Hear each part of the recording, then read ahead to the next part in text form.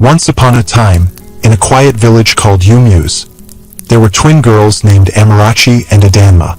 They were 16 years old. They didn't look like the other girls in the village. While others had soft arms and tiny waists, Amarachi and Adanma had muscles, big, strong muscles like the kind you'd see on men who carried cement blocks all day. Their arms were thick. Their shoulders were wide. Even their legs looked like they could break firewood just by stepping on it. People stared at them like they were strange creatures, not children. Some whispered that they were not really girls, that they were demons born with too much power. But Amarachi and Adanma were just girls. Real girls, with real hearts. They laughed when they were alone. They cried when they were hurt, but most times they stayed silent. The village had taught them that opening their mouths only brought insults. One hot afternoon, they sat under the mango tree in front of their family's mud house. Their skin glistened with sweat. Flies buzzed around their legs, but they didn't move. They just stared into space. Adanma turned and said quietly, "Do you think Mama ever loved us?" Amarachi didn't answer immediately. She clenched her jaw and stared at the red sand. Then she said, "Mama only loves what looks beautiful. We don't look like her, so to her, we are nothing." Just then, the front door burst open. Their mother, Mama Ngozi, came out holding a tray of clothes. "Move from that place," she shouted. "Are you trees? Why do you always sit like statues? You are making my house look like a shrine." The twins stood up slowly. Mama Ngozi looked at them with sharp eyes. "Your bodies are a shame, big like goats. Look at how other girls walk, soft, sweet, graceful. And look at you, standing like men."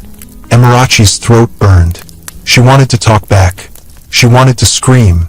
But she looked at her sister's eyes, and they both stayed quiet. Their father, Chief Odogwu, was worse. That night at dinner, he sat on his wooden chair, chewing noisily and watching them like a hunter watching prey. He wiped his mouth with the edge of his wrapper and said, "I heard today again that you pushed 3 boys during school fight. How many times will you disgrace me?" "We didn't start it," Adanma said gently. "They threw stones at us. They called us beasts." "Because you are," he roared, slamming his plate on the ground. The beans spilled everywhere. "You are beasts. You are not girls. What did I do wrong to deserve this kind of children? Even the gods must be mocking me." Mama Ngozi folded her arms. "Let us tell the truth. Nobody will marry them. Look at their chests, their backs. Which man wants a wife that looks like a wrestler?" Silence filled the room. The girls sat still, their spoons untouched. Then Amarachi stood up. "Can we be excused?" she asked. Chief Odogwu didn't answer. He just waved his hand as if chasing flies. The girls walked out, their food still sitting cold on their plates. Later that night, under the moonlight, the twins went behind the house to their usual spot. There was an open space behind the cassava farm where they trained. Not because someone told them to, but because it was the only time they felt alive. Adanma lifted a sack of sand they had tied with rope. She lifted it over her head 10 times. Amarachi did push-ups with her feet on a stone. "I want to leave this place," Adanma said as she panted. Amarachi didn't answer. "I'm serious," she said. "Every day here feels like we're dying slowly." Amarachi stood up. "And go where?" Adanma wiped her face. "Anywhere. Even if it's the city. Even if we beg on the street. We can't stay here forever." Before Amarachi could reply, they heard footsteps near the fence. They both dropped what they were holding and crouched. Voices. Their parents were talking in the backyard. "I told you," Mama Ngozi said. "Chief MBA has a mentally disturbed son. He's looking for any girl to marry him. He said he doesn't mind the way they look. He will pay 6 goats. You want me to give my daughters to a madman?" Chief Odogwu asked. "What are they now?" Mama snapped. "2 curses walking around. If they stay here, people will stop respecting you. Let them go. Let them become someone else's problem." Amarachi felt her blood turn to ice. Adanma was already shaking. They pressed their backs into the grass and waited for the voices to fade. When the yard was quiet, they looked at each other. No words were needed. Their eyes said everything. It was time to go. The next morning, the twins packed what little they had. A wrapper, piece of bread, a plastic bottle of water. That was all. They didn't cry. Crying was a waste. They had cried many times already. Under the moon, in the toilet, behind the school fence. Before dawn, they walked past the goats, past the sleeping compound, past the shrine, and into the bush path that led out of Yumu's. The sand was cold on their feet. Their stomachs were empty, but their hearts were burning. "Where do we go?" Adanma asked as the sky began to brighten. "We walk," Amarachi said, "until we find a place that doesn't hate us." By noon, they reached the tarred road that led to the nearest town. No one had followed them. No one noticed they were gone. The sun was hot. They had no phone, no map, no plan. But they had each other. They walked until their legs ached. They rested under trees. They shared the small piece of bread slowly. When night came, they slept beside a gutter behind a shop. That was their first night outside Yumu's. And strangely, it didn't feel like a loss. It felt like freedom. The next day, something happened. They were at the bus park in town, sitting near a wall, when they saw a blind old woman trying to cross the road. She carried a small bag and held a stick. Two young boys rushed to her. First, it looked like they wanted to help her. But suddenly, one of them grabbed her bag. The other pushed her down and ran. The woman screamed, "My bag! My bag!" People watched. Nobody moved. But Amarachi and Adanma jumped up and chased after the boys. "Give her back her bag!" Adanma shouted. One of the boys laughed and threw a stone at her. Wrong move. Adanma caught up with him and grabbed his shirt. With one spin, she tossed him onto the ground. Amarachi caught the other and locked his arm behind his back. The small crowd gasped. Someone shouted, "These girls stay mad!" But another man shouted, "Record them! Record them!" Phones came out. Adanma returned the bag to the old woman. Amarachi helped her to her feet. "Thank you," the old woman said with a shaky voice. "You are angels." The girls just nodded and walked back to their corner. But the cameras had already done their job. By evening, the video was on Facebook and WhatsApp. Two muscular twin girls beating up robbers.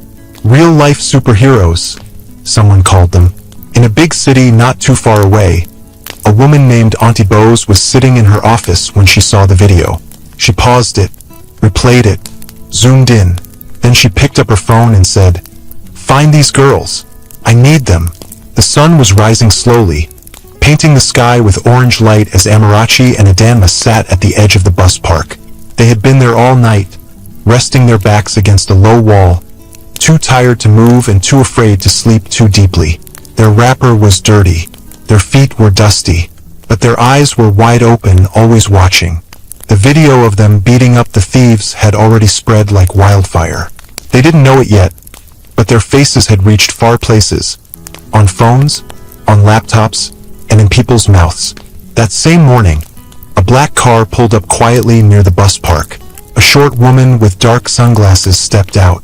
She looked around, her eyes scanning every corner of the park. Her name was Auntie Bose. She was in her late 40s, dressed in black trousers and a gym jacket. Her steps were confident. Her voice was sharp. She didn't waste time. Her driver pointed. "I think those are the girls." Auntie Bose looked closer. The twin girls were sitting on the bare floor, hair messy, arms folded, eyes hard. But there was something strong in the way they sat, like they weren't afraid of anything anymore. Auntie Bose nodded. "Yes, that's them." She walked slowly toward them. When Amarachi noticed her coming, she leaned closer to Adanma. "Someone is coming," she whispered. "Is it police?" Adanma asked. "I don't know." Auntie Bose stood right in front of them. "Which of you is Amarachi?" she asked. The girls stared at her without answering. She continued, "I saw your video. You fight well. But fighting on the street will not take you far. You need training." Adanma squinted. "Who are you?" "My name is Auntie Bose. I own a gym. I train fighters. Real ones. Champions.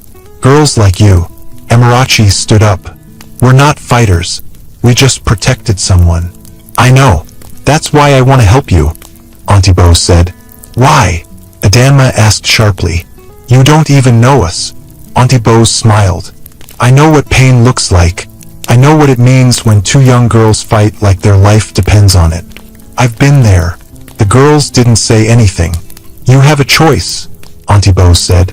You can stay here, sleeping under bridges and hoping for scraps. Or you can come with me and learn how to use that strength to build something better. Amarachi looked at her sister. Adanma looked back. They didn't speak, but something passed between them. Okay, Amarachi said.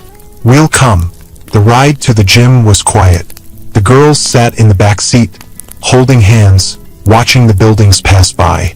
They didn't trust Auntie Bose yet, but they didn't feel fear either. They had nothing to lose. When they arrived, the gate opened slowly. Behind it was a large building with a red roof, wide space, and sounds of people grunting, punching, and running. A few girls were training already, doing push-ups, throwing punches at punching bags, lifting weights. This is your new home, Auntie Bose said. The twins stepped out of the car and looked around. The air smelled like sweat, soap, and something else, maybe hope. A short woman ran out of the building with towels. These are the new ones? She asked. Yes, Auntie Bose said. Get them cleaned up. Show them their room. Training starts tomorrow. The woman led them to a small room with 2 mattresses on the floor. There was a ceiling fan, a table, and a bucket of water. You can rest here, she said. My name is Titi. I'll bring food. Thank you, Adanma said quietly. After Titi left, Amarachi sat on the floor and leaned against the wall. Do you think we can trust her? She asked. Adanma didn't answer. I don't know, Amarachi continued, but I don't want to sleep on the street again. Adanma looked around. At least it's quiet here. The next morning, at 5 a.m. sharp, a loud whistle blew through the whole compound. Wake up! A voice shouted. Training starts now. The girls jumped from their mats. They were still sore from sleeping on hard floors for days, but they dressed quickly and ran outside. In the main hall, Auntie Bose stood with a wooden cane in her hand. Welcome to training, she said. This is not a place for lazy people. You will sweat. You will fall. You will cry. But if you stay, you will become something no one can break. She turned to one of the punching bags. Show me what you've got. Adanma stepped forward and gave it a hard punch. The bag moved slightly. Auntie Bose shook her head. That's not power. That's fear. Amarachi stepped forward and punched the bag with both fists. It swung back and almost hit the wall. Better, Auntie Bose said. But you're still fighting like someone who wants to prove something. That's not how champions are made. For the next 2 hours they ran laps, did push-ups, jumped ropes, and threw punches until their hands hurt. By 7 a.m., they were lying on the ground, panting. I can't feel my legs, Adanma said. I think my lungs are on fire, Amarachi replied. Auntie Bose stood over them. This is just day 1. If you want to leave, now is the time. The girls looked at each other and smiled. We're not going anywhere, Amarachi said. Over the next few weeks, the twins trained harder than anyone else. They woke up early. They lifted heavy weights. They learned how to block, strike, move, and control their power. Sometimes they cried at night, holding each other and remembering Yumyus. Sometimes they laughed, usually when Titi told them funny stories during dinner. But most times they were quiet, focused, growing. Auntie Bose watched them closely. She saw how they helped each other, how they pushed beyond the pain, how they never quit. They remind me of myself, she said to Titi one day. But even stronger, Titi replied. One afternoon, a man in a suit came to the gym. He was short and round, with shiny shoes and a loud voice. My name is Mr. Salami. I organize city fights. I hear you have 2 new lions in your cage. Auntie Bose nodded. They're still training. I want to see them. She called Amarachi and Adanma. Mr. Salami looked at them and smiled. They don't look like fighters. They look like warriors. They're not ready, Auntie Bose said firmly. They don't need to win. They just need to show their strength. I'll pay well. Amarachi stepped forward. We'll do it. Auntie Bose turned to her. Are you sure? We want to see what we can do, she said. The fight was held in a small hall behind a bar. People stood around the ring, shouting and waving money. The air smelled like beer and sweat. Amarachi's opponent was a girl twice her size. Adama's opponent was a fast boy with long arms. The twins stood in the ring, breathing hard, waiting for the bell. Ding! Adama moved first, dodging the boy's punch and striking his chest. He stumbled back. Amarachi blocked a hit and swept the girl's legs. The crowd gasped. Within 3 minutes, both opponents were on the floor. Silence. Then the room exploded with cheers. Where are they from? They fight like beasts. Mr. Salami laughed and clapped. They're going to be stars. Back at the gym, Auntie Bose gave them towels and a long hug. I'm proud of you, she said. But never let the crowd's noise become your only goal. What matters is who you become when no one is watching. The twins nodded. They had found something they never felt before. Belonging. Weeks turned to months. They fought in bigger matches. Won medals. Got invited to interviews. Their story began to spread. A magazine called them the Iron Sisters. People from far places came to watch them fight. But the twins never forgot where they came from. One evening, after a long match, Adama sat outside the gym, looking at the stars. Do you ever think about them? She asked. Amarachi didn't need to ask who. Yes, she replied, but not with pain, just with fire. Adama nodded. Good, because one day we'll go back, not to cry, but to show them what we became. Amarachi looked at her and smiled. Let them wait, she said, and they both sat in silence, the wind brushing their faces, as if whispering, it's only the beginning. Thud, thud, thud. Amarachi's knuckles were wrapped, but her hands still stung. She kept punching anyway. Sweat rolled down her forehead. Her chest rose and fell fast. Her eyes didn't blink. On the other side of the room, Adama was skipping rope. Her legs moved quickly, barely touching the floor. She didn't look tired, but her shirt was soaked. It had been 3 months since their first fight, since the crowd shouted their names, since Mr. Salami offered to pay triple for another appearance. But Auntie Bose had said no. You're not ready, she told them. That fight was just the beginning. Now we build you from the ground up. So every day started at 4:30 a.m. laps around the compound. Push-ups till their arms shook. Sparring sessions that ended in bruises. And then lessons how to breathe, how to strike without wasting energy, how to move without losing balance. It was more than just fighting. It was a test of patience, pain, and power. One morning, after 2 hours of non-stop drills, Adama collapsed to the floor. I can't feel my spine, she said, half laughing, half crying. Amarachi dropped beside her. Do you think champions take breaks? Yes, Adama said, groaning. After they win the belt. Titi walked in with 2 bowls of Gary and groundnut. You both look like tired lions, she said, placing the bowls down. Adama reached for hers.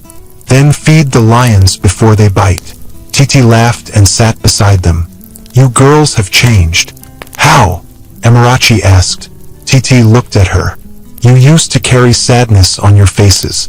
Now you carry fire. Later that day, they were called to Auntie Bose's office. She was seated behind a wooden desk, her arms folded. I have news, she said. The twins stood straight, waiting. There's a tournament next month.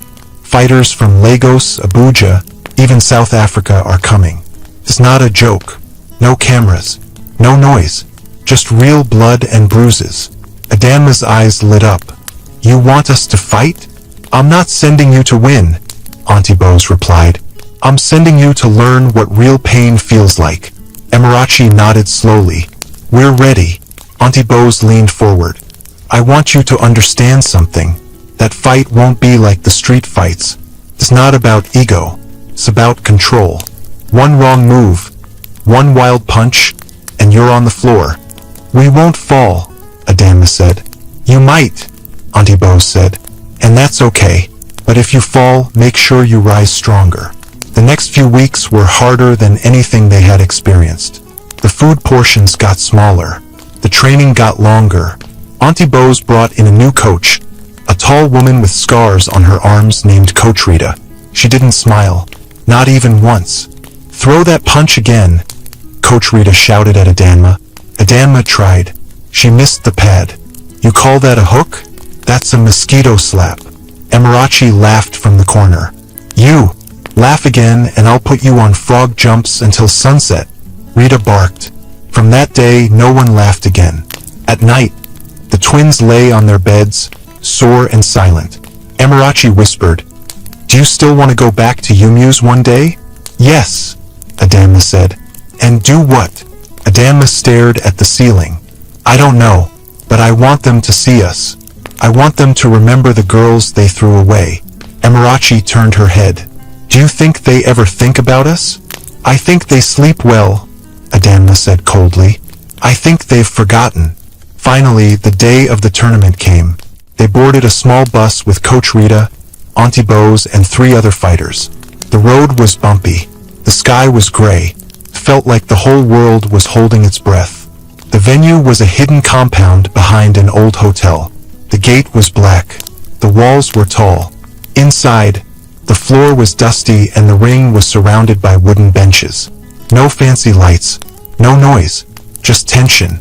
Emirachi sat on a bench, wrapping her hands. She stared at the ring. Her stomach twisted. Adanma sat beside her. "Are you scared?" she asked. "Yes," Emirachi whispered. "Me too." They looked at each other and nodded. The bell rang. Adanma was first. Her opponent was a broad girl from Benin with fast hands and a long reach. From the first second, she came swinging. Adanma blocked, dodged, and countered. But she was slower. The girl hit her cheek, then her ribs, then her mouth. Adanma's lip bled.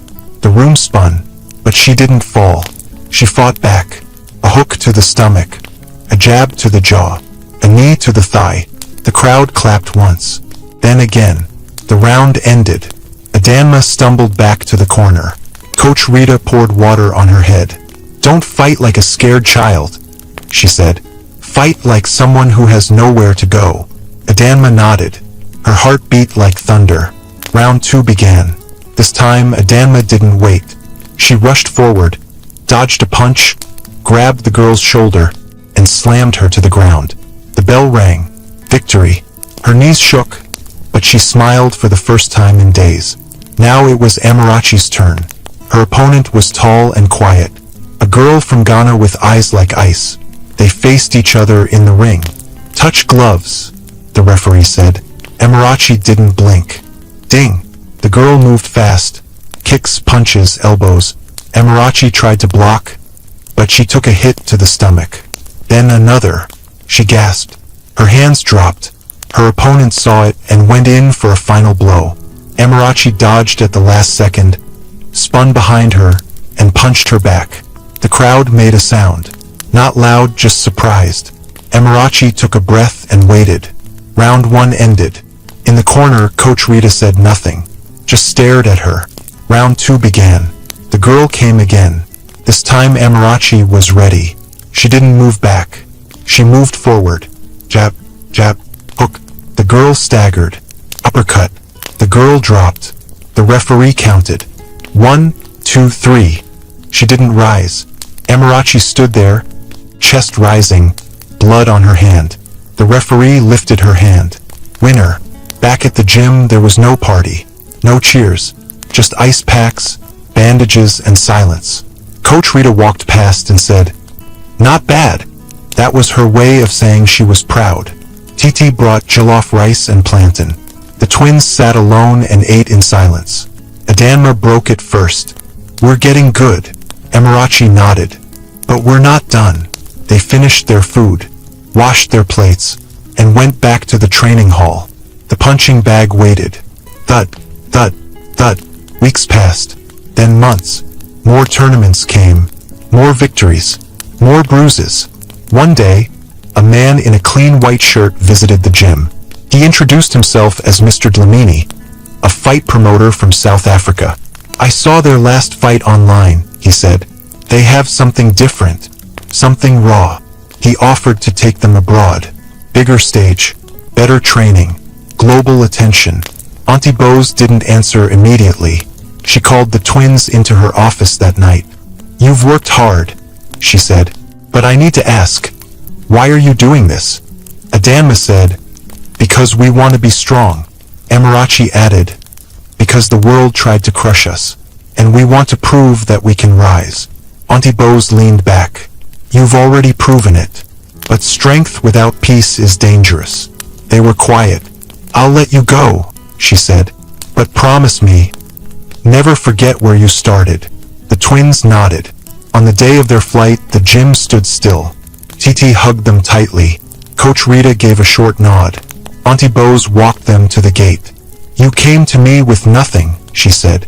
"Now you're going with power. But always remember, true strength is not loud. It is calm. It is kind." The girls hugged her. Then they walked out the gate. The journey was far from over, but they had just passed through fire, and they were still standing. The moment Amarachi and Adanma stepped off the plane in Johannesburg, the air felt different. It wasn't just colder. It wasn't just cleaner. It felt heavy, like it was full of eyes watching them, waiting to see what they would do next. Mr. Dlamini, the promoter, was already at the airport waiting for them. He wore a dark blue suit and had a smooth voice. "Welcome to South Africa," he said, smiling as they rolled their small bags forward. "I hope you're ready, because everything changes from here." Adanma looked around. "We've been ready since we were born." Mr. Dlamini chuckled. "I like your fire. Come, I'll show you your new home." The gym they were taken to was like nothing they had seen before. It was bigger than a church. The walls were covered with posters of champions. The floors shined like glass. Dozens of people moved around, trainers, fighters, staff. "This is where champions are made," Mr. Dlamini said as he led them through the halls. "But nobody cares where you came from. If you want to be seen, you must earn it again." Adanma and Amarachi looked at each other. They had started from red mud. Now they stood on polished floors. They knew they belonged here. Their new coach was a tall woman with a deep voice named Coach Lydia. She wore black tights, had short curly hair, and didn't like to waste time. "You're not here to show off," she said during the first meeting. "You're here to learn again, from scratch. If your hands drop, I'll break you down. If you cry, cry into your gloves." Amarachi raised her hand. "Do we get breaks?" Lydia stared at her. "Only after you collapse." That was the beginning. Training became harder than anything they had faced in Nigeria. They ran up mountains at 4 a.m. They sparred with male fighters twice their size. They sat in ice baths until their skin turned red. One day, while training with a punching pad, Adanma missed a step and twisted her ankle. She fell hard. Lydia didn't rush to help her. "Get up," she said. "I can't," Adanma groaned, holding her leg. "You can," Lydia said again. "You just don't believe it yet." Amarachi knelt beside her. "Take a breath. Hold my arm." Adanma looked at her sister. "This place will kill us." Amarachi smiled. "Then we'll die strong." With one push, Adanma stood up, biting her lip to fight the pain. Coach Lydia nodded. "That's what I want to see." They stayed in a small room above the gym. It had 2 beds, a fridge, a small TV, and a window that looked out at the street. Every night, after training, they sat by the window and watched the city lights. "Do you think they've heard about us in Yumyus?" Adanma asked one night. Amarachi didn't look away from the window. "They probably think we're dead. They will see soon." "Yes, but not yet." After 2 months of intense training, Mr. Dlamini gave them news. "There's a fight coming. Not just any fight. It's a televised match. Sponsors, cameras, reporters. If you win, the world will start calling your names." Adanma asked, "Who are we fighting?" "2 sisters from Kenya," he said. "They've been training since they were children. They don't talk, they don't smile, but they don't lose either." Amarachi nodded. "Then we'll make them lose." Mr. Dlamini leaned forward. "If you win this, I'll get you a contract. You'll be seen. You'll be paid. You'll be respected. Amarachi folded her arms. We don't want respect. We want our voices back. Adama added, and we'll take it by force. The fight was held at a stadium with over 5,000 people. Bright lights, loud music, camera flashes everywhere. Their names were called over the speaker. Amarachi and Adama, the Iron Sisters. The crowd roared. In the changing room, they wrapped their hands. Coach Lydia stood behind them. This isn't about winning, she said. This is about making them feel you. You've been through fire. Let them smell the smoke. The bell rang. Round one. The Kenyan sisters moved like ghosts. Quick, silent, sharp. Adama took a punch to the jaw. Amarachi got kicked in the side. But they didn't fall. They pushed back. Elbows, jabs, knees. Each hit brought a sound from the crowd. Bam, bam, bam. Blood dripped from Adama's mouth. Amarachi's shoulder throbbed. But they kept fighting. Round two. They changed tactics. Instead of chasing, they waited. They let the Kenyan girls come close. Then they struck. Amarachi landed a spinning elbow. The girl staggered. Adama swept her opponent to the ground. The crowd screamed. Round three. Final round. Both teams were tired.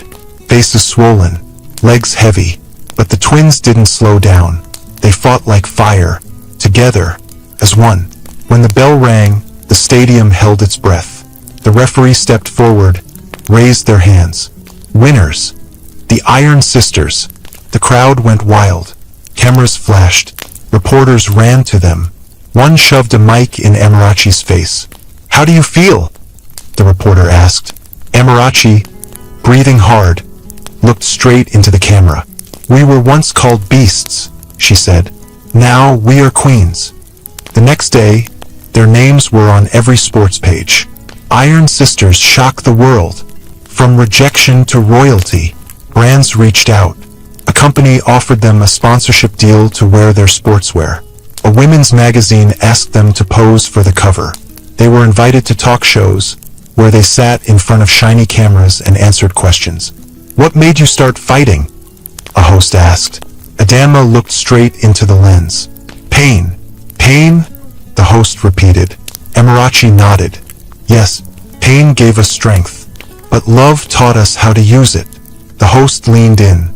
Do you forgive those who hurt you? The girls looked at each other. Adama said, We don't carry hate.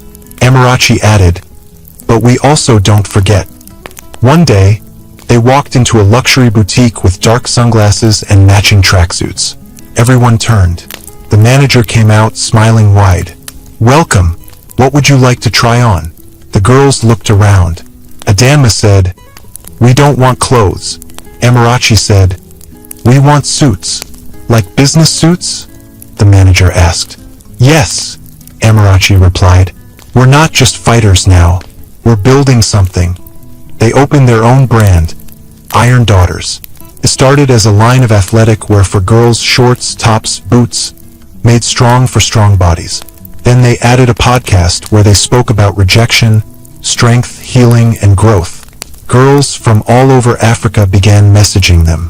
One message said, They laughed at me for having muscles. Now I train because of you.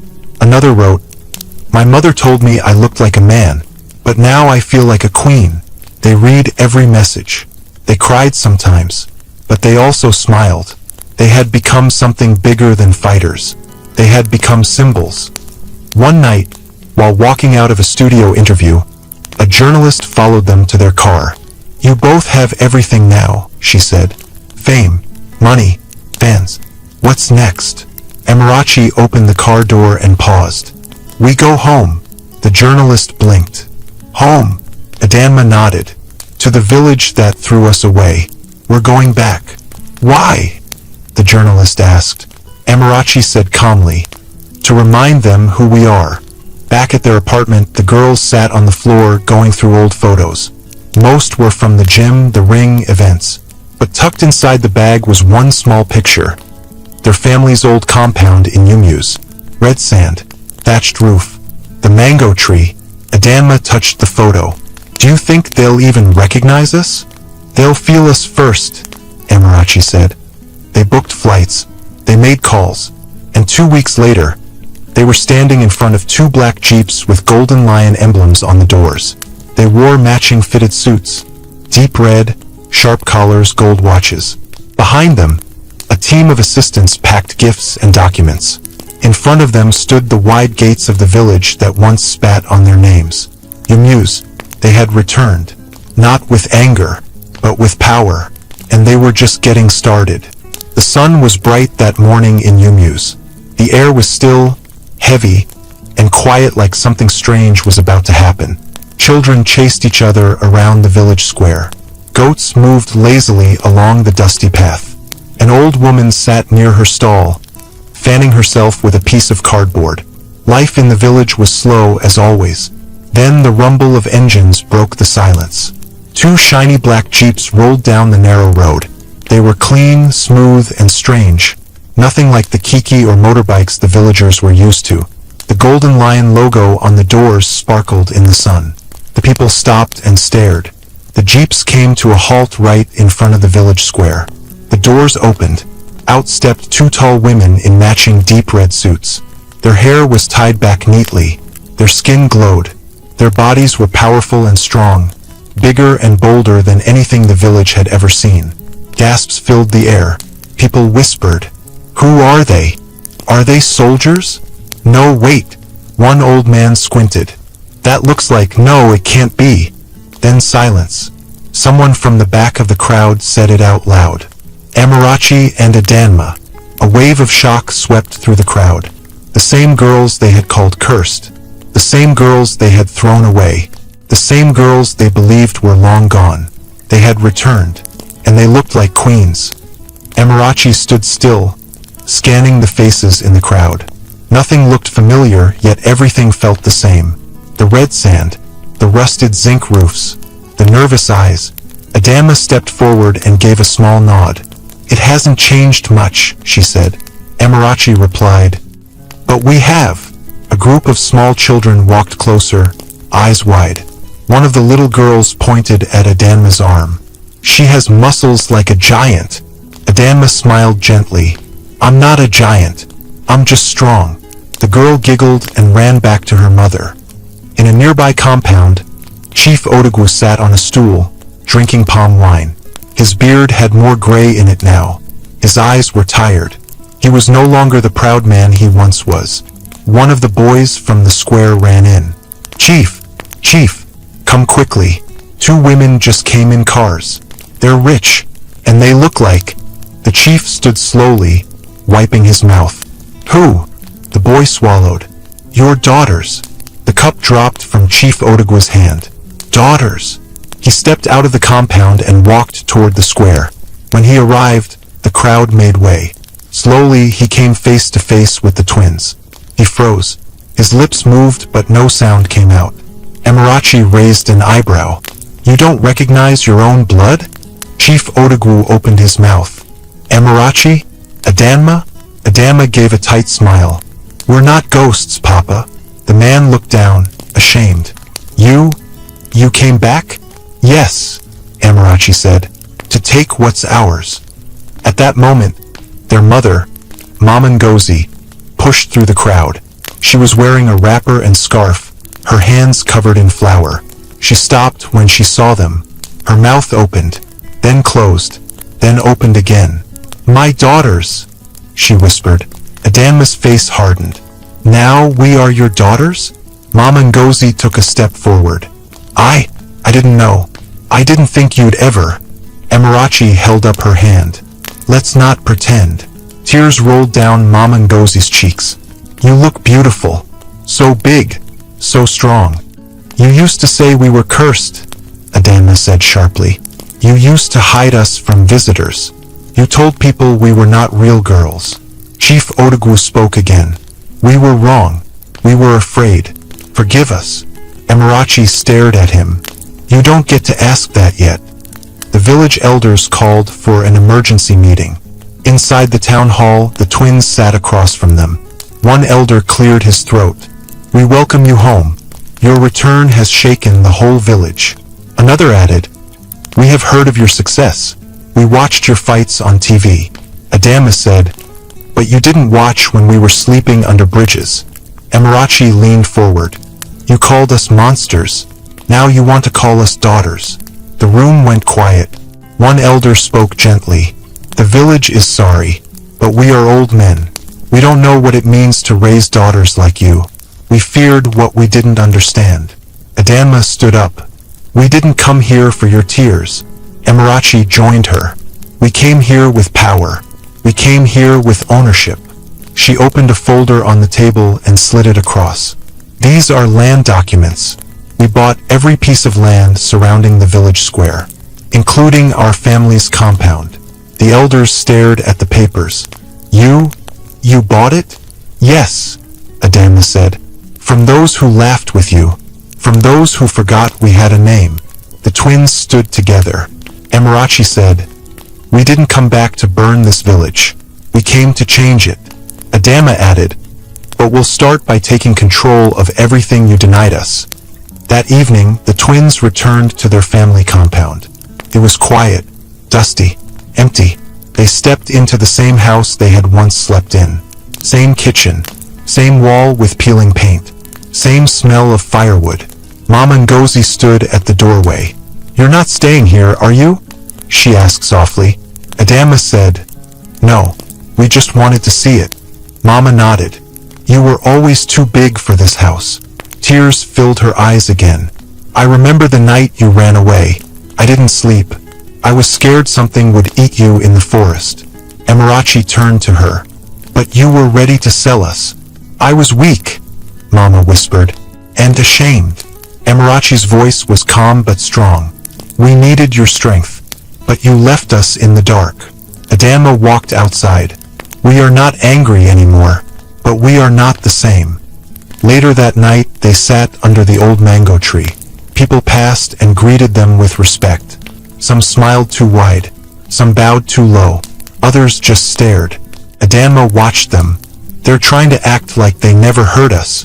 Amarachi said, "Let them try, but we know the truth." They pulled out a small notebook. Inside were names, people who mocked them, teachers who beat them, neighbors who chased them. They had plans, not for revenge through pain, but through power. The next morning, the town crier walked around with a gong. "Attention! Attention! The Iron Sisters request the presence of all villagers tomorrow morning at the village square." Children repeated the words as they played. Old women shook their heads. "This is not ordinary." Men whispered, "What are they planning?" The day came. The square was packed. Everyone came, men, women, children, even those who once spat at the girls. The twins stood on a raised wooden platform. Behind them was a large screen and two big speakers. Adama stepped forward. "Years ago, you told us we were not good enough." Amarachi added, "You said we were too big, too ugly, too strange." Adama opened a folder and brought out a tablet. "We want to show you something." The screen turned on. A video began to play. Clips of the past. Their mother calling them shameful. Their father yelling that they were beasts. Neighbors laughing, shouting curses. A teacher saying, "These ones will end up as criminals." Gasps filled the square. Faces turned pale. The twins stood still. "We saved everything," Amarachi said, "because we knew one day you would pretend you never said these things." Adama looked across the crowd. "But now you can't lie." Silence. Then Amarachi spoke again. "We have bought lands. We have started businesses. And now we are building something here. Place for strong girls. For rejected ones. For the ones you all forgot." She pointed to a large board behind them. It read, "Iron Daughters Training Compound. Coming soon." Adama said, "This land used to be our pain. Now it will be our power." A woman in the crowd raised her hand. "Can our daughters join?" Amarachi said, "Only if they are ready to sweat. Only if they are ready to fight." Another man shouted, "Forgive us, please." Adama looked at him. "We're not here to punish. We're here to rise. But respect will no longer be begged for. You will earn it." As the meeting ended, the villagers clapped. Slowly at first, then louder. But the twins didn't smile. They walked down from the stage and got back into their jeeps. Inside, Adama looked at her sister. "Do you feel anything?" Amarachi shook her head. "Not yet." Adama leaned back. "Maybe we left our feelings on the road," Amarachi whispered. "Or maybe they killed it long ago." And with that, the jeeps drove away from the square. Not with noise, but with silence louder than any applause. The next morning, a strange stillness settled over Yumyus. The market, usually full of chatter and noise, was quiet. People whispered more than they spoke. Some vendors stayed home. Others came out but only sold their goods with shaky hands. The air felt tight, like it was waiting for something to happen. At the center of the village square, wooden boards and iron poles were being set up. Trucks had arrived just after sunrise, loaded with equipment, bricks, and workers in black t-shirts that read, "Iron Daughters Construction Team." Children watched from behind trees. Women peeked through their wrappers. The village men stood in groups, murmuring to each other. Chief Odagwu came out of his house and stared at the trucks. "What is this?" he asked a boy running past. "They've started building their gym, sir. That place for strong girls," the boy said breathlessly and kept running. The chief's mouth tightened. Across the road, a group of elders sat under a mango tree, watching the workers dig, lift, and lay foundation blocks. One of the elders grumbled, "They're building it right at the heart of the village." Another said, "Where our great-grandfathers used to hold sacred meetings. They are changing too much." A third elder sighed, "But we can't stop them. They own the land now." Inside the old family compound, Amarachi and Adama sat with a lawyer and their assistant. Documents were spread out on the wooden table. "These are the final land agreements," the lawyer said. "With these, no one in this village can remove you from this property. You are legal owners." Adama signed first, then Amarachi. The assistant took the papers and began arranging them. "You've done it," the lawyer said, standing. "You've taken full control." But Amarachi looked out the window, her eyes fixed on the dusty road. "No," she said, "not yet." Later that day, the twins went to visit their old school. The moment they entered the compound, teachers froze. Pupils dropped their pencils. One boy dropped his orange. The headmistress rushed out. "Ah, Amarachi and Adama, we are so proud of you. Please, come in, come in." They followed her into her office. The walls were decorated with old faded charts. A calendar with 3 months missing hung sideways. "Would you like malt?" the woman asked, already pulling 2 warm bottles from a drawer. Adama raised a brow. "You didn't offer us anything when we were still here." The headmistress gave a nervous laugh. "Ah, but back then you were just students. Now you're champions." Amarachi looked around the room. "Where's Mr. Okeke?" The woman's smile faded. "He retired last year. Do you remember how he used to call us bodybuilders in front of the whole class?" Adama said. "Yes," Amarachi added. "And how he told us we'd end up carrying blocks in construction sites?" The headmistress lowered her eyes. "I'm sorry, we didn't know better." "We did," Amarachi said, standing. "That was the difference." As they walked out, the children followed them with their eyes. One small girl whispered, "They don't even look angry." The other replied, "Maybe they already won." Back at the village square, the construction continued. A large sign was being hung above the entrance gate. "Iron Daughters Training Compound. Strength has a new home." People gathered again. This time, no one whispered. They watched in silence as workers put up large posters along the fence. Photos of the twins in fighting gear, lifting weights, smiling with girls from other countries. A woman turned to her friend and said, "They built this with their sweat." The friend replied, "We chased them out. Now we'll pay to enter their gate." That evening, the twins called for a second gathering in the square. Again, the whole village came out. This time, no one came with pride. Most came with guilt. Many came with hope. The twins stood on the same wooden platform. Adama held a microphone. "We didn't come back to remind you of your hate," she said. "We came back to test something." Amarachi took over. We came to see if power could belong to those who were once powerless. The crowd was quiet. Then Amarachi pulled out a paper and began reading names. Obina, who told us no man would ever marry us.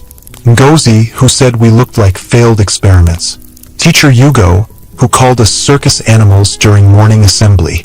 Gasps. Heads turned. Some people tried to walk away. No one is leaving, Adanma said calmly. This village tried to bury us, but you didn't know we were seeds. Amarachi looked over the crowd. We now own the land your fathers walked on. We now employ the sons you tried to raise better than us. She stepped back. Adanma stepped forward. But we're not here to make you suffer. We want to build something bigger. For the girls with strong arms. For the boys who feel weak. For anyone who was told they didn't belong. She turned to the large sign behind her. This center will open in 3 months. It will train, house, and support young girls. But here's the rule. If your family mocked us, you must come forward and write a letter of apology. If not, your daughter will not be admitted. A murmur spread through the crowd. Some protested. That's too harsh. Others cried. Please, forgive us. One old woman knelt down. I was wrong. I was blind. Please, allow my granddaughter to learn from you. The twins didn't smile. Amarachi said, forgiveness is possible, but it won't be free. You'll work for it. Adanma added, because respect that comes cheap never lasts. After the crowd left, Mama Ngozi came to the compound. She didn't come with tears this time. She came with a single envelope. I wrote mine already, she said, placing it on the table. Amarachi didn't look up. Adanma took the envelope and nodded. I know I can never undo what I said, Mama Ngozi whispered. But maybe your work can save other girls. Maybe it can save me too. She walked away slowly. Neither twin called her back. At night, they sat on the balcony of their new guest house, looking at the stars. You think they'll ever stop being afraid of us? Adanma asked. No, Amarachi said. And maybe that's not such a bad thing. Adanma took a deep breath. So what now? We build, Amarachi said. We train. We protect. And we make sure no girl here ever feels the way we felt. Adanma nodded. Then we're not done yet. The wind blew gently, carrying the scent of fresh cement and old soil.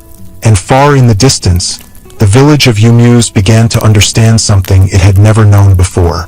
That the daughters they had once called curses had returned not just with muscle, but with a crown. Night had fallen over Yumuse. The compound lights at the Iron Daughters training compound glowed soft yellow. It was quiet, but not empty. Inside, workers continued polishing floors and arranging new equipment. Security men walked slowly around the gates. Everything looked peaceful. But inside Amarachi's room, her thoughts were loud. She sat at her desk, staring at the open notebook in front of her. It was filled with names, plans, budgets. But none of it could silence the strange feeling in her chest. Adanma knocked gently and walked in. You're still awake? Amarachi didn't look up. Couldn't sleep. Adanma sat on the bed. I get it. There's a lot happening. There was a long pause. Then Amarachi said, do you ever feel like we're turning into them? Adanma frowned. Who? The people who hurt us. We're naming names, making them beg, asking for letters of apology. Adanma leaned forward. We're not humiliating them. We're giving them a mirror, letting them see what they did. That's not evil. But are we really building peace? Amarachi asked. Or are we just building fear? Adanma looked away for a moment, then said, maybe fear is the only thing they understand. The next morning, Chief Odagu came to the gate with 2 goats and a basket of kola nuts. He stood there for almost 30 minutes before one of the guards went to fetch the twins. Amarachi and Adanma arrived together. They stood on the other side of the iron gate. He bowed slightly. I brought these for you, as a sign of peace and respect. Adanma crossed her arms. Did you bring your apology letter? The chief cleared his throat. I'm still writing it, Amarachi said. Then take your goats home. He looked shocked. But we're not hungry for meat, Adama said calmly. We're hungry for truth. Chief Odogwa's hands trembled. I know I failed you. Yes, Amarachi replied. And failing your children is worse than failing strangers. He dropped his head. I will return with the letter. Good, Adama said. And when you do, come without gifts. We don't want your items. We want your change. Later that afternoon, Amarachi was walking past the mango tree near the village square when she saw something strange. A group of women were whispering under the tree. One of them, Mama Ibube, saw Amarachi and quickly stood up. Good afternoon, she said nervously. Amarachi stopped. What are you all talking about? The women hesitated. One finally spoke. Some people in the village. They think you are turning the girls into fighters. That you're building rebellion. Amarachi stared at her. Rebellion against what? Against tradition, the woman said. Against how things are meant to be. Amarachi didn't raise her voice. She didn't need to. If tradition means silence, shame and suffering, she said, then yes, we are breaking it. She walked away, leaving the women speechless. That evening, the twins gathered their team inside the training hall. The space was big now. Walls freshly painted, banners hung high, new training tools stacked neatly in corners. Adama clapped her hands. Listen up, everyone. We open in 2 weeks. But before that, we must prepare for our first set of students. Amarachi added, we've already received over 50 applications. Some girls are from other states. A few are even flying in from other countries. The team clapped. Smiles filled the room. But then Amarachi's voice turned serious. We must be ready to protect them, because this village will not change easily. One trainer raised her hand. What do we do if some parents try to pull their girls out? Let them try, Adama said. But the girls who choose to stay, we will fight for them. Later that night, Adama sat by the fire pit behind their guest house. Amarachi joined her with a small cup of tea. Do you remember the night we left? Adama asked. Yes, Amarachi said quietly. Rain, mud, our feet were bleeding. Adama nodded. I couldn't feel my toes by the time we reached the tar road. They were silent for a while. Then Adama asked, was all of this worth it? Amarachi looked up at the stars. Yes, she said, but it cost us something. What? Softness. 3 days later, something strange happened. A small group of village men came to the training gate with protest signs. One held a wooden board that read, "This is not our culture." Another shouted, "You are turning girls into men." Amarachi and Adama walked out calmly. Adama raised her hand. "Let me ask you something." The shouting stopped. Is our culture shame? Is our culture silence? Is our culture beating your daughters for having muscles? The men shifted uncomfortably. Amarachi stepped forward. If our strength threatens you, maybe it's because you never had any. The crowd fell quiet. Then one of the girls from the village stepped forward. She was slim, about 15, with short braids and clear eyes. "My name is Uloma," she said. "They told me not to come here, that I would become ugly. But I want to be here." She looked at the twins. "Please let me stay." Amarachi smiled. "You don't need permission to be powerful." She turned to the men. "This center will open, and no protest will stop it." The men left quietly. One dropped his sign and walked away. That night, Adama stood alone by the training hall window. Titi, their old friend from Auntie Bose's gym, had just arrived to help. She stepped up beside her. "You look tired," Titi said. Adama nodded. "I feel like we're carrying the whole village on our backs." "You are," Titi said. "But don't forget, you have strong backs." Adama laughed a little. "I never thought we'd come this far." Titi smiled. "Pain is heavy, but it makes you strong. Strong enough to carry others." At dawn, a small envelope was pushed under the compound gate. One of the guards picked it up and rushed it to Amarachi.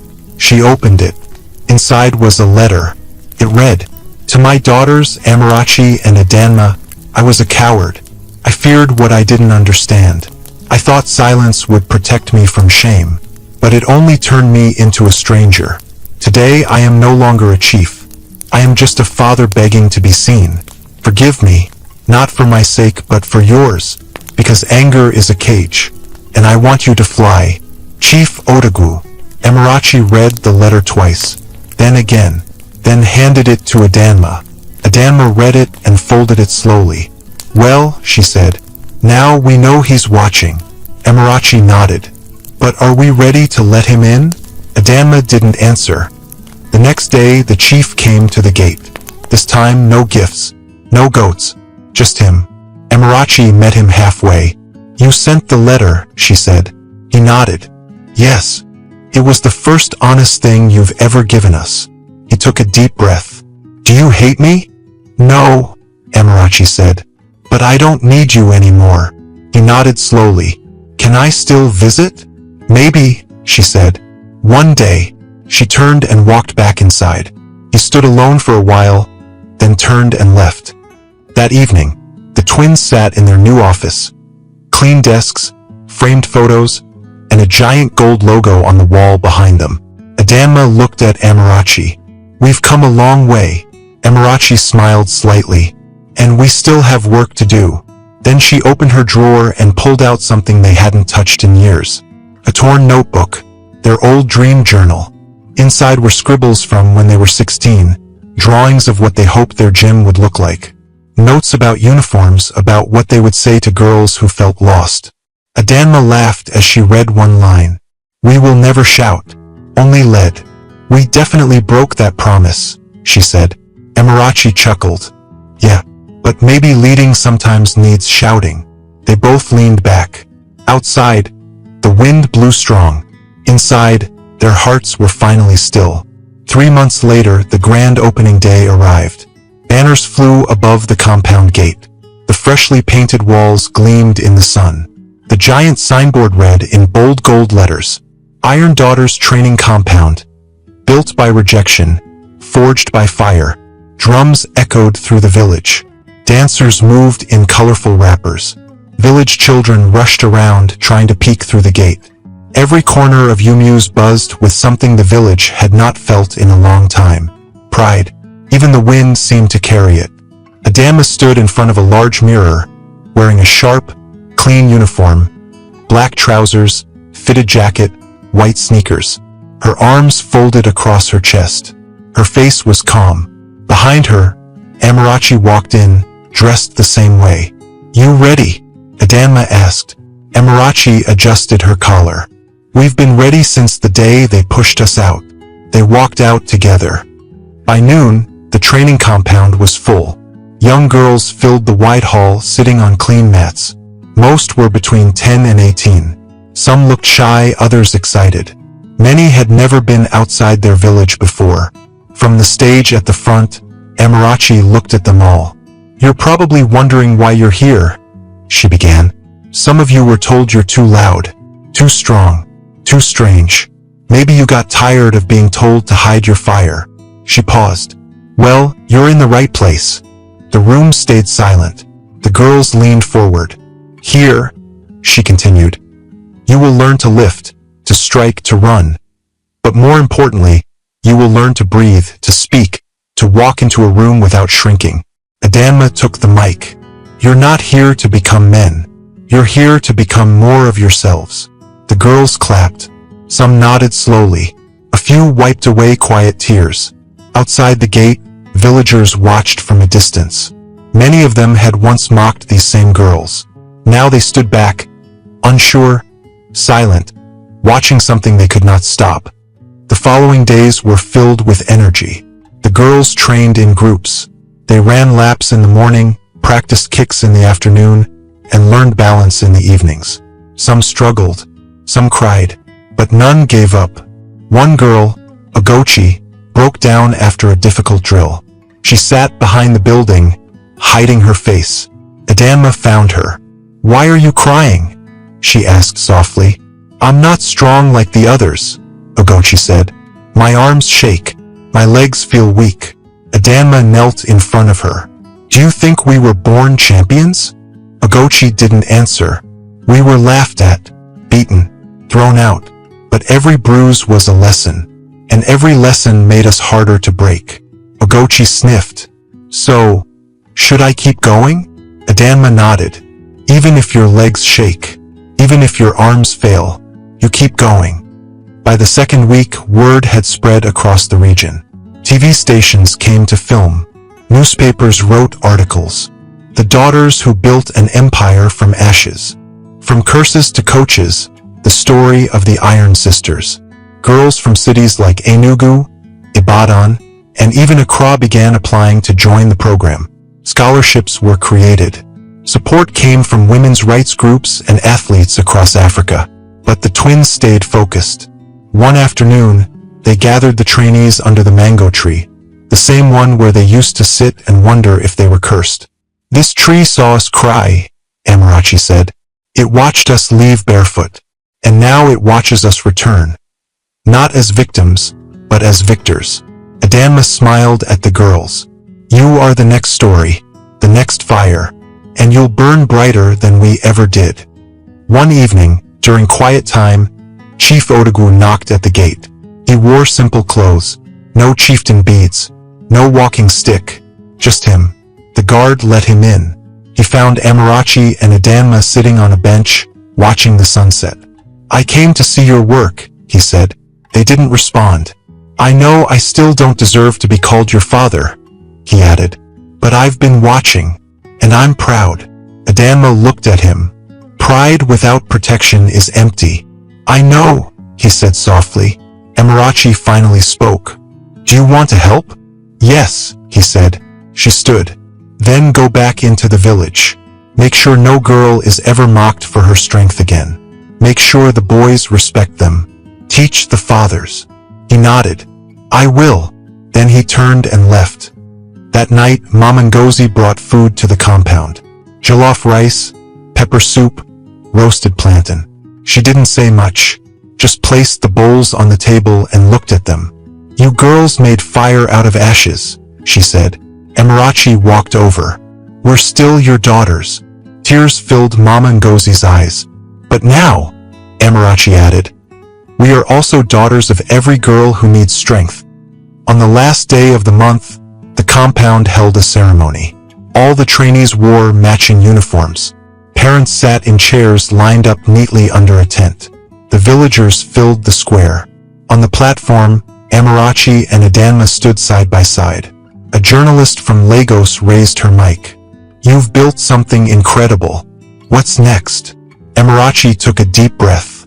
We'll keep building, not just here, across the country, across the continent.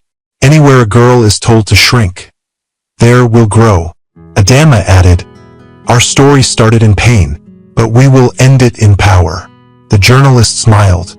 If you could say one final thing to the people of Umuse, what would it be? Amarachi paused. Then she said, thank you. The crowd blinked. For pushing us out. For throwing us away. She continued. Because if you hadn't, we might have stayed small.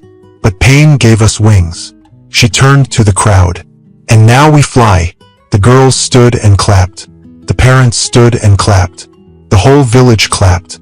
Not out of fear, but out of respect. As the ceremony ended, Amarachi and Adanma walked slowly to the edge of the compound. They looked out at the village. Its trees, its rooftops, its red paths. Adanma said, we don't need a crown. Amarachi nodded. No, we already have a throne. She pointed to the large gate. Carved across the iron frame, shining in gold, were the words, the iron-blooded daughters of Umuse. They had returned not just to be seen, but to be remembered, forever.